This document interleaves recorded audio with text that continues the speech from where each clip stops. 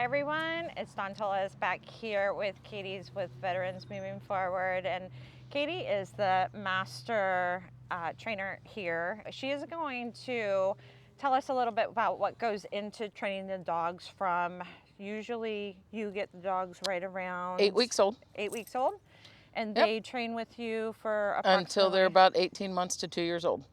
When you are training the dogs, do you train the dog for the vet, or have you train Well, the dog and then select a veteran?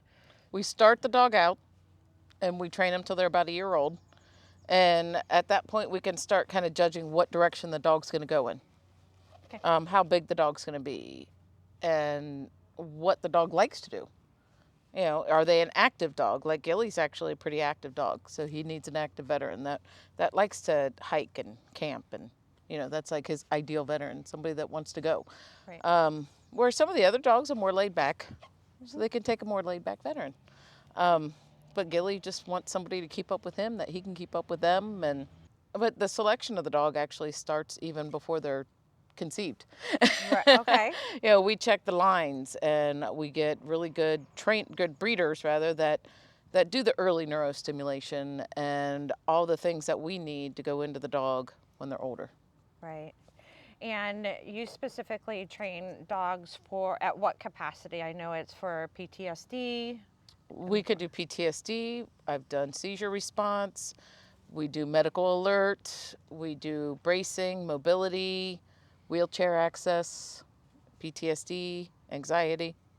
We were with the puppy and taking them through the obstacle Mm-hmm. course and different things like that. So, as far as volunteering goes, explain how that once you have the dogs and all of the volunteers that contribute to this, the raisers and the pet sitters and things like that, what opportunities are out there for volunteers? Oh my gosh, there's all kinds of opportunities out there, from admin work to walking dogs to talking with the veterans and helping with the veterans, helping train the dogs, puppy sitting, puppy raising.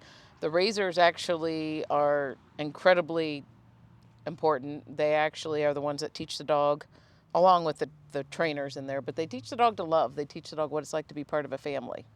All that love and comfort transfers to the veteran and gives the dog the strength to live in the veteran's family. You train the raisers on how to train Handle the dogs, yep. handle the dogs Yep, the when dog- they're at yep. home, and then the dogs come to your facility every single day or 5 days a At week. least 3 days a week. At least 3 days a week. Especially the little puppies can, 2 to 3 days a week is about all they can handle. It wears them out because they're going all day long. When the puppies are in the facility, how many hours a day are they in training? They come in, we train for a couple hours, and they go down for a couple hours. Okay. And then they get back up, and some days they get a little more than others because it depends on how tired they are from the day before. Right, sure. Because Oh the my gosh. training is exhausting. Mental stimulation for a dog is so much more important than physical stimulation. Right.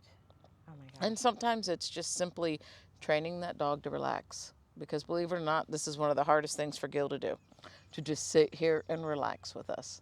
Really? Yes. Because he's They so want used to to go, work. go, They go, want to go, go and go. they Yeah, want to work and they they want want to to. please and things like that. Yep. So The PTSD exhibits in several different ways. A lot of men tap their foot and their leg, bounces up and down, and the dog responds to that. A lot of women tend to pick their nails and fingers and wring their hands, and they respond to that. So it just depends on it's very specific to each person, and you train the dog to interrupt that response. wow. So Gil's response is to put his head and apply pressure with his head. Right. We call it a snuggle. And some veterans actually want them to teach you to come all the way up. Like if they're standing and it's really bad, they'll come all the way up and give a hug command. Right.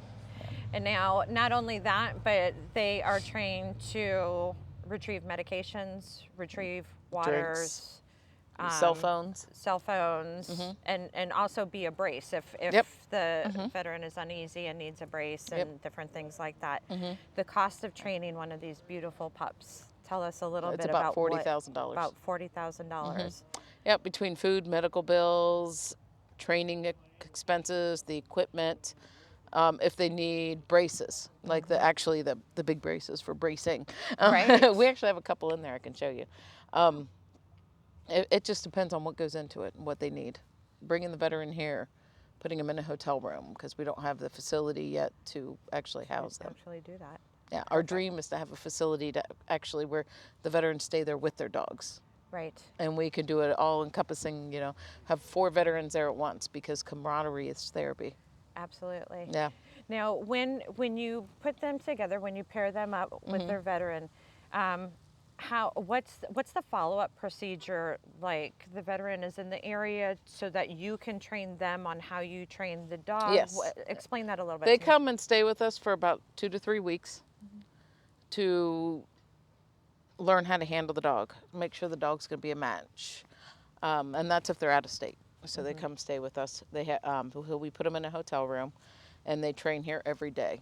And ideally, after the first few days to a week, the dog stays with them at the hotel room.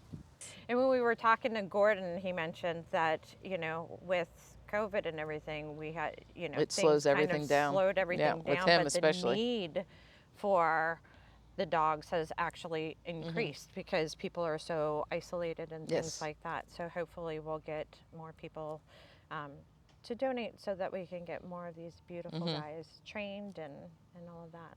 Thanks everyone for joining us today.